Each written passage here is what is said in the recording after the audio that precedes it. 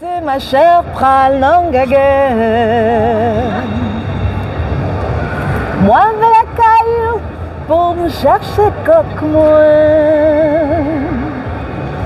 Toutes amies d'ores et les attendent moi. Voyage vite fait coq déposé.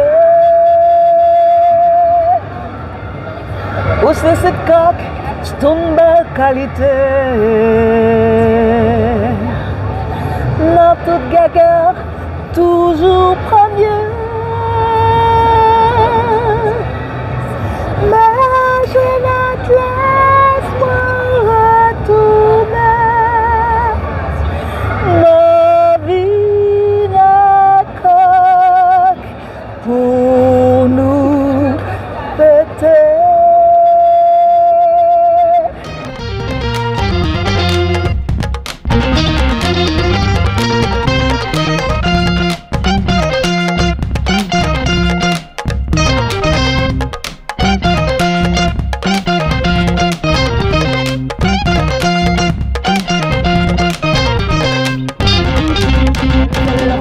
C'est Mr Maïcha, Beauté pour les gens au pays. Voilà, je suis heureux pour une nouvelle aventure de Sous le Baobab, une nouvelle émission, avec une artiste que j'aime particulièrement. J'en suis très heureux parce que ça faisait très longtemps que j'en avais envie de pouvoir la voir dans cette émission. Et c'est une artiste qui vient d'un groupe qu'on peut dire ici en Belgique quasi de légende, parce qu'ils avaient révolutionné la musique à l'époque, c'était le groupe Zap Mama. Et aujourd'hui je suis avec Sylvie Nawasadio, avec qui on va un petit peu parler. Qui d'abord Sylvie, et puis mieux vous la présenter. Salut Sylvie, comment tu vas? Super bien. Bien? Ah, c'est beau. On est dans un bel endroit. Bel endroit. Tour et taxi. Tour et taxi. Voilà. Gare maritime. Gare maritime. Voilà. Que demander de plus? Ouais. Sylvie, moi je suis heureux de te recevoir parce que c'était vraiment une artiste que j'ai beaucoup aimée. Avec Zap Mama, avec Marie, avec Jean-Louis aussi entre autres, parce qu'il participait parfois aussi à Zap Mama. Ouais. Mais je voudrais d'abord savoir qui est Sylvie Nawasadio. Ça, c'est ma première partie de ma question. Et la seconde partie de cette même question, c'est comment tu es arrivée dans le monde de la musique et pourquoi? Alors, qui est Sylvie Nawasadio? Je suis la fille de ma maman. Enchantée. Et de mon papa. Ah oui, évidemment. Évidemment. Et après ça, donc moi je suis née en Belgique, j'ai grandi en Belgique. Je connais beaucoup la Belgique, peu le Congo, parce que je suis d'origine congolaise. C'était un peu une petite souffrance de pas connaître le pays de tes origines. De ne pas bien connaître le pays de mes parents. Parce que ici, en Belgique en tout cas, quand on était petit, quand tu n'étais pas belge, blanc, tu n'étais pas accepté à 100%. Et donc maintenant ça va mieux parce que les gens de couleur sont beaucoup plus nombreux qu'avant. Mais quand j'étais petite, c'était un peu une difficulté. Et donc à un certain moment, je me suis demandé d'où je venais, machin et tout. On venait d'une famille de grands mélomanes. On écoute tout le temps de la musique. Et tous les Congolais que j'ai eu à rencontrer jusqu'à aujourd'hui sont des mélomanes. C'est incroyable. Un peuple de mélomanes, de gens qui aiment la musique. Et chez nous, arriver à un endroit et rencontrer des gens qui nous disent silence à table, on chante pas pendant qu'on mange ou des choses comme ça n'existe pas. Donc chez nous, on est à table, si tu chantes pendant que tu manges, bon, tu fais attention de ne pas postillonner ou de ne pas déranger les autres, enfin incommoder les autres, mais tu chantes. Ça veut dire que la musique, le chant et le mouvement et tout ça, c'est très fortement toléré.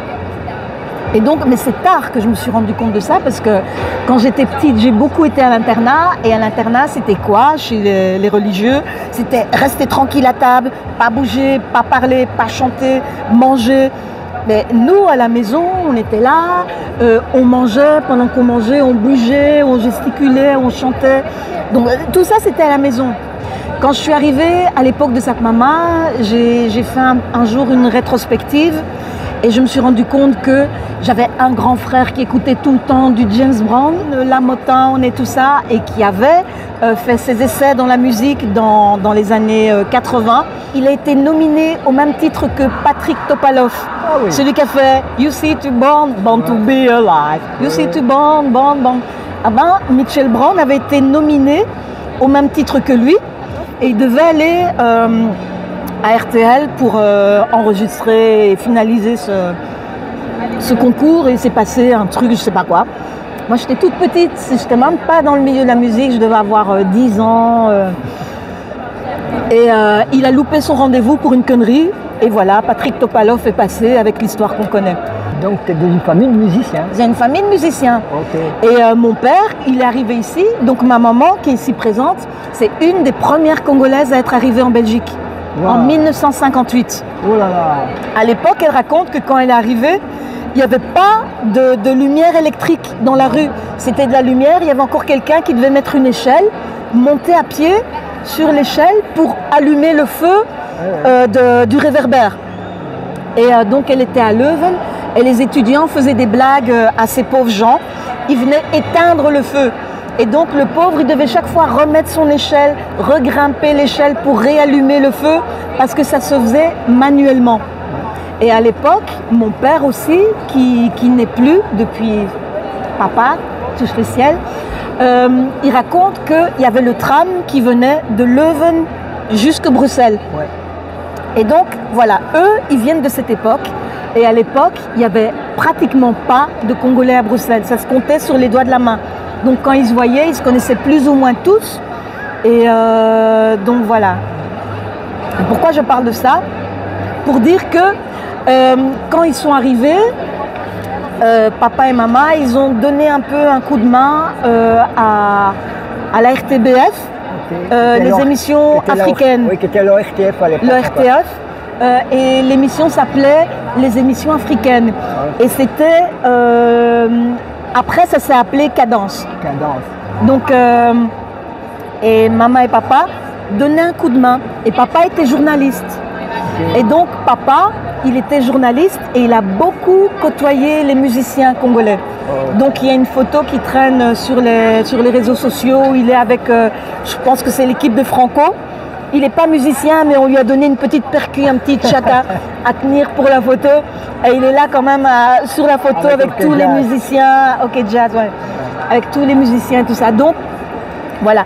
Et quand j'étais petite, dans Matongué, il y avait la rue d'Alsace-Lorraine. Ouais, hein, qui existe toujours, au 55, il y avait la maison africaine. Oui. Et un peu plus loin, il y avait un café qui s'appelait la Congolaise moderne. Et puis c'est devenu une galerie d'art. La maison était rachetée. Mais c'était un café où tous les Congolais, quand ils arrivaient à Bruxelles, ils venaient voir ce magasin, ce café. Et le café, c'était tenu par papa et maman. Oh. Donc toute la diaspora du monde, dès qu'ils arrivaient à Bruxelles, ils disaient « Ah, je vais aller à la Congolaise moderne » et tous les musiciens venaient à la maison et tout ça. Mais moi, j'étais petite.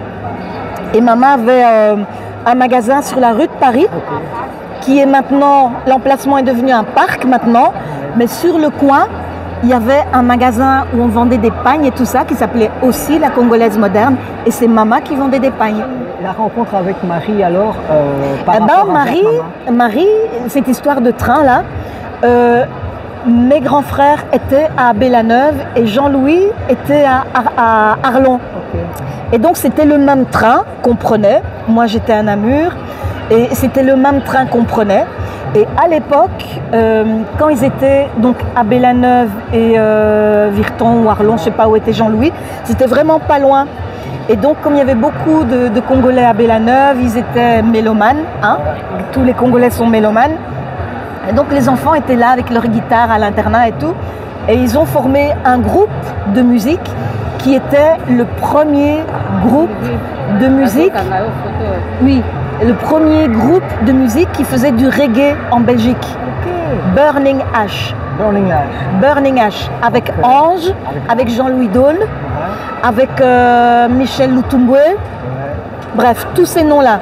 Burning Ash. Le premier groupe de reggae belge de reggae en Belgique. Donc, voilà. Et tous ces gens-là, il prenait le train avec nous. Et donc Marie, on s'est retrouvés aussi dans ces histoires de train. Et aussi, quand Burning Ash avait des concerts, nous, on allait voir les concerts, comme les petites sœurs, on allait voir les concerts. Et donc voilà. Et puis on s'est perdu de vue. Et à l'âge de 15 ans, je ne sais pas qui décide de m'inscrire à la DEPS pour les vacances, pendant les grandes vacances. Et qui je vois là? Marie Dole. Donc toutes les deux, on aimait bien le sport. Elle était beaucoup plus loin que moi, mais on était toutes les deux, on adorait le sport. Et on se retrouve dans un stage de gymnastique rythmique sportive. Et en plus de ça, à ce stage, on est les deux filles les plus âgées. Donc on se retrouve avec des petites, voilà. Donc du coup, on est là, puis on se connaît déjà d'avant. En fait, Marie Dawn, c'est une amie d'enfance, c'est Oui. une amie d'enfance Oui. avec qui tu Oui, as oui. monté. Oui, oui. Et Burning Ash se retrouvait à Bruxelles à la maison, chez mon frère, on faisait des jams vocales. Ouais. Et donc on a jammé comme ça, machin et tout, on jammait vocal avec leur chant à eux. Et puis on se perd chaque fois de vue et on se retrouve. Et un jour, Marie fait son projet de Zap Mama qui s'appelait pas encore Zap Mama, mais qui s'appelait A Cappella. Et elle est en train dans sa tête de chercher des gens et elle se rappelle de moi, elle se souvient de moi. Ah oui, Sylvie, j'avais jammé là-bas, j'avais écouté sa voix, machin chose et tout ça. Boum, elle m'appelle. À l'époque, je suis étudiante à l'ULB, mauvaise étudiante, je rate toutes les années. Et je lui dis, ok, maman qui rigole, j'ai dit, ok, je viens, mais je ne suis pas encore sûre dans ma tête. Et donc elle me dit, ok, on va répéter tout ça. Et à l'époque, le groupe s'appelle A Cappella. Et on est 8, et il y a 7 filles et 1 garçon. On commence à apprendre le répertoire. Et de temps en temps, on va faire un peu des aventures vocales dans la rue et tout ça. L'histoire de. Donc, j'ai bien compris tout ce que tu nous disais par rapport à l'histoire de Zap Mama. L'origine de Zap Mama, c'est A Cappella, le groupe qui s'appelait A Cappella. Mais l'histoire d'en arriver à des chants polyphoniques. Moi, j'étais déjà là. Tu étais déjà là. Et qu'est-ce qui a donné cette direction-là plutôt qu'une autre? Parce que, bon, A Cappella, polyphonique, c'est quand même quelque chose qui était rare à l'époque, ça ne se faisait pratiquement pas. C'était vraiment, c'est pour ça que je l'ai vu là tantôt, je disais que c'était révolutionnaire, que c'était un groupe de légendes par rapport à ça, Zap Mama. Ça, c'est le parcours personnel de Marie. Ok. Donc, dans sa vie, donc à cette époque-là, Marie et moi, on s'est perdus de vue. Ok. Et donc, moi, j'évolue dans mon chemin et elle évolue dans son chemin. Elle, dans son chemin, elle rencontre une fille qui n'est plus, que je salue au ciel, qui s'appelle Nina Degouze, Ok. et qui est une passionnée de danse, mouvement, etc. Et avec Nina, Marie, elle développe des projets de danse, voix, etc. Et plus tard, elles vont se séparer toutes les deux. Nina va se diriger plus vers le mouvement et Marie plus vers la voix. Ok. Marie est en recherche. Et donc, à l'époque où elle est encore très fort dans le mouvement, elle est danseuse de je ne sais plus quel artiste et elle fait une acrobatie, elle se rattrape mal, elle tombe et elle se casse, elle se pète un genou qui la mobilise pendant 2 mois. Elle ne sait plus bouger. Et donc, pendant ces 2 mois-là, elle se remet en question et elle développe un produit qui est le produit A Cappella. Les bases de ce produit, les ressources viennent de sa mère et aussi d'un voyage qu'elle a fait avec sa grande sœur Anita et David Wemas. D'ailleurs, c'est Anita. Tu connais David Wemas qui n'est plus Anita. Anita, tu connais? David, que je salue aussi, qui est au ciel. Elles sont parties au Congo, dans la région d'où sa mère vient, donc dans le nord du Congo. Et sa mère vient d'une région où sont les pygmées. Marie, dans sa famille, la maman chante beaucoup avec les enfants, Okay. ce qui n'est pas notre cas à nous. Okay. Chez nous, à la maison, on ne développe pas des chants chantés tous ensemble, des chants populaires et tout ça. On ne développe pas ça. Okay. Et maman, qui connaît des chants populaires et tout ça, elle ne nous apprend pas ça. Okay. Mais par contre, on met des disques, des franco et tout ça, la modernité. Tu vois? Mais Marie, chez eux, sa mère développe ça avec ses propres enfants. Sur base de ça, Marie, pendant qu'elle était clouée au sol, qu'elle ne pouvait plus bouger avec son plâtre, elle a développé ce projet a cappella, qui est une base de polyphonie parce que les chants de sa mère sont beaucoup, tu vois, les pygmées, tout ça, donc il y a beaucoup de polyphonie de ce côté-là. Et puis, à l'époque, sa grande sœur Anita était musulmane. Oui, oui. Donc Anita est aussi une mélomane qui a fait d'énormes recherches musicales. Elles ont un groupe que moi j'ai connu avec Anita, avec trois ou quatre autres femmes, trois autres mamans. Et nous on les appelait, parce que je les ai connues, j'ai un peu connu Anita, on les appelait les mamans des Zap Mama. Ah ouais. On les surnommait comme ça parce qu'on savait, Anita, c'était pas notre maman, elle a 1 ou 2 ans plus que nous, mais Anita, c'était une personne ressource musicalement, parce qu'elle a ce bagage musulman arabe qui est venu enrichir notre répertoire. Par exemple, Abadou, oui, dans l'album Zap Mama, oui, c'est essentiellement Anita. Okay. Donc qui a amené des éléments et tout ça, et puis on les a vocalisés, et puis voilà, on les a interprétés. Les morceaux comme Plekete, comme Moupépé, tout ça, ça vient alors vraiment des chants polyphoniques Non, il y a des chants qu'on a pris dans le répertoire Zap Mama qui sont fortement influencés de notre passé, okay, comme par exemple Mizike. Apparemment, il semblerait que ça viendrait de Burning Ash, des jams. Okay. Hey, Mr. Music, Ukuya Kantaches. Il paraît que ça vient de Burning Ash. Dans les jams, voilà, dans les jams avec Burning Ash, il y a un truc, il y avait des choses un peu comme ça. Et il y a aussi un morceau que vous avez repris, Aiko Aiko, à un moment donné. Oui, oui, ça c'est un morceau, ça c'est une reprise évidente. Ouais. Si on l'a repris un peu tel quel. Et c'est pas vraiment nous, je pense que c'est Marie qui a fait toutes les voix ou presque toutes. Et c'est pas vraiment Zap Mama. Comment on entend oui, oui, 5 voix différentes et tout ça. Enfin, moi j'ai pas chanté Aiko Aiko, pardon. Mais par exemple, Plekete, aussi ce qui était bien, c'est que nous, à la maison, on avait une imagination débordante, aussi bien dans les mimiques que dans les attitudes, etc. Et ça, c'est l'histoire de Plekete. Plekete, c'est l'histoire d'une voiture qui ne roule pas bien. Okay. Et chez nous, une voiture qui ne roule pas bien, par exemple, genre il y a un pneu qui est plat, ça fait Plekete, Plekete, Plekete, Plekete, Plekete, Plekete. Tu vois, même maman rigole. Tu vois? Et c'est ça. On a vraiment eu l'intelligence d'utiliser ça pour mettre toutes ces choses-là dans notre musique, okay, tu vois, okay. Et alors avec tout ce qu'on pouvait prendre un peu à gauche, à droite, Anita comme personnage ressource et tout ça, ça a donné, il ne faut pas oublier que dans Zap Mama, Marie, ça c'est mon interprétation des fêtes, elle amène la chanson.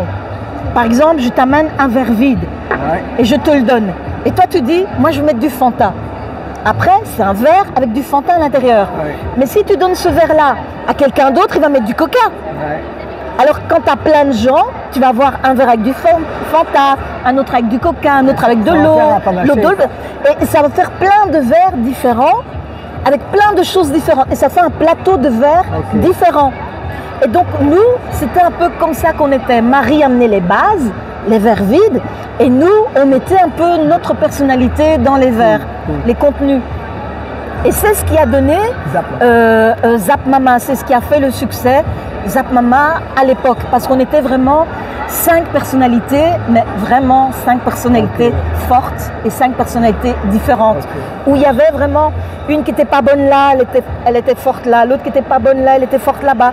Et donc, tu avais besoin de tout le monde pour faire un ensemble vraiment bien complet et canon, quoi. Okay. Maintenant, moi, oui, je voudrais savoir, parce qu'on a parlé beaucoup de Zap Mama, beaucoup de ton histoire par rapport à ça, et ça, c'est important.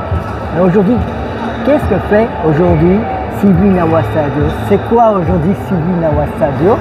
Et aussi, c'est quoi une journée type de Sylvie Nawasadio? Parce que, bon, je ne parle pas de prendre son café le matin, on s'en fout, c'est pas ça. L'idée, c'est quoi? Est-ce que tout est programmé d'avance? Non, non. Est-ce que tu fonctionnes un peu comme beaucoup d'artistes, un peu comme ça vient, comme le vent nous pousse? Voilà, qu'est-ce qu'est aujourd'hui Sylvie Nawasadio? C'est quoi? Non, non, non. Malheureusement, après, je te parlerai de ma journée type rêvée. idéal. Pour le moment, j'y suis pas encore. Ok. J'y suis pas encore parce que, ben voilà, il y a des impératifs comme ici, maman et tout ça, qui prend beaucoup de place. Donc, dans ma journée type, je suis beaucoup avec maman. Ok. Et comme maman, elle a une musique, maman, elle a un grand bagage artistique et c'est maintenant que je le vois. Parce que maman, je pense que quand elle était au pays, elle a laissé un peu beaucoup de choses de côté pour se donner à la modernité. C'est un défaut que beaucoup de nos parents ont fait, hein. Et même au niveau de la musique, tu laisses un peu des choses pour te donner à la modernité. Et maintenant, on voit que la modernité, c'est bien, mais c'est pas toujours ça. C'est pas toujours ça. Donc là, maintenant, maman, elle retrouve un peu les côtés... Tradi. oui, tradis, populaires, qui sont pas de la modernité et tout ça. Et nous, on est comme ça, on est en train de prendre. La bibliothèque. Voilà, de prendre tout ce qu'on prend, tout ce qu'on peut prendre. Mais pour le moment, moi, je vis beaucoup au rythme de maman. Ok. Et c'est bien parce que voilà, je prends aussi beaucoup de choses que je pourrais exploiter dans la musique plus tard. Mais pour le moment, mes journées ne sont pas très musicales. Mais il y a quand même des projets musicaux, tu as quand même des projets, ça je le sais. Il y a des projets, il y a des projets musicaux, donc perso, j'ai rencontré des gens qui ont accepté de me suivre et là, vraiment, ces gens-là, je les remercie. Et on crée mon projet musical qui s'appelle Noix 7. NWA et le chiffre 7. Donc, avec Noix 7, on répète tous les jeudis à Bruxelles. Et là, maintenant, on recherche des dates. Ça commence à venir tout doucement, mais c'est très difficile. Et donc, voilà, Noix 7. Sinon, mon deuxième truc un peu artistique, mais c'est pas moi qui suis en avant de la scène, je suis plutôt derrière, j'organise des ateliers de chant. Donc moi, je suis dans l'organisation et j'appelle des gens pour venir apprendre 2 ou 3 chants pendant 2 ou 3 heures à un public qui a envie d'apprendre des chants différents. L'idée de ce concept, c'est que on se voit une fois par mois, de octobre à mai. Donc ça commence au mois d'octobre et ça se termine au mois de mai. Ça fait octobre, novembre, décembre, janvier, février, mars, avril, mai. 8 séances de 2-3 heures pendant lesquelles à chaque coup, ce sont des personnes différentes qui viennent apprendre 2 ou 3 chansons, quelques chansons à un public qui a envie de chanter. Donc ce sont des ateliers gratuits, soutenus par la commune d'Ixelles, qui est donné dans un lieu vraiment très agréable à Ixelles. Et donc là, on a une page Facebook qui s'appelle atelier nti.ma.chant. Atelier nti.ma.chant.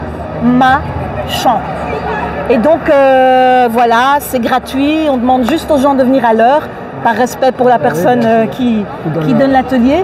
Mais là, moi je suis derrière et ça me permet d'observer les gens. Parce qu'il y a des gens qui viennent donner des ateliers qui ne sont pas artistes, mais il y a aussi des artistes. Et parfois, les gens qui ne sont pas artistes, ils ont des très bonnes idées. Donc voilà, ça me permet d'être un peu observateur. Mais mon projet, c'est Noix 7.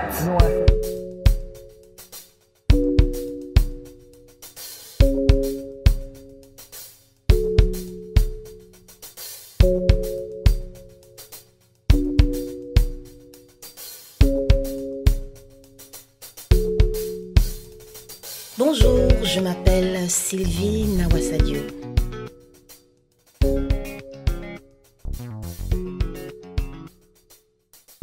Quand j'avais 20 ans, j'avais rencontré un Haïtien qui m'avait tellement bien parlé de son pays que je pouvais en parler comme si je venais de là-bas. Et ça reste un beau souvenir dans ma vie. Et il m'a appris cette chanson. Je sais pas, j'espère que s'il y a des Haïtiens qui vont pardonner mes fautes éventuelles. Vas-y, Sylvie, n'aie pas peur. You sais, ma chère, pral nangage.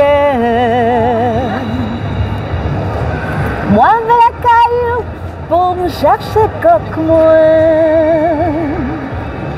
Toutes amies d'ores et les attendent moi. Mariage fait coq déposé. Où c'est cette coque, c'est une belle qualité. Dans toute gagueur, toujours premier. Mais je ne te laisse moi retourner. Ma vie n'est coque pour nous péter. Moi qui rigole. Mais je ne te laisse moi retourner. Ma vie n'est coque pour nous fêter. Ma chère Ginette ouvre pour moi. Moi arrivée comme moi aller. Ma chère Ginette ouvre pour moi. Longtemps par flamme ma belle frappée. Ma chère Ginette ouvre pour moi. Voisine je dire qu'elle pas sorti. Mais Ginette sait pas ouvrir porte la porte. Gonfler vers moi pour craser Kaila. Mais Ginette sait pas ouvrir porte la porte. Gonfler vers moi pour craser Kaila. Papa papa papa. Même la fumée sorti Kaila. Et c'est musique non petit peine. Moi papa il moi pas tomber indisposé. Moi crier comme un petit bébé si moi m'rive non gaguerre sans comme moi. Bah prier comme un petit bébé si moi m'rive sans mon encore. Papa papa papa. Ok, merci Sylvie. Merci en tout cas, heureux de t'avoir reçu dans cette émission. J'espère que tu t'es amusé. Oui, voilà, beaucoup. On aurait tant de choses à dire avec toi parce qu'on pourrait parler, on pourrait même faire des émissions d'histoire de la musique congolaise en Belgique apparemment. Donc si peut-être une prochaine fois on pourra en parler encore un peu plus. Mais en tout cas, vraiment merci d'avoir participé à Sous le Baobab. Merci. Et puis dans ce bel endroit. Merci. Et je voudrais dire quand même, chers amis, que la tenue que vous voyez là, c'est quand même une partenaire et qui s'appelle, la boutique s'appelle YMCS qui se trouve à la rue des Pierres, numéro 32 si je ne me trompe pas. Et la personne s'appelle Yaretu Kamara, qui était d'ailleurs passée dans l'émission et qui est devenue notre partenaire. Donc voilà, les petites tenues que j'ai, c'est grâce à elle. Et on la remercie, on remercie Sylvie, on remercie sa maman. Merci beaucoup. Au revoir, à la prochaine. Maman dit au revoir.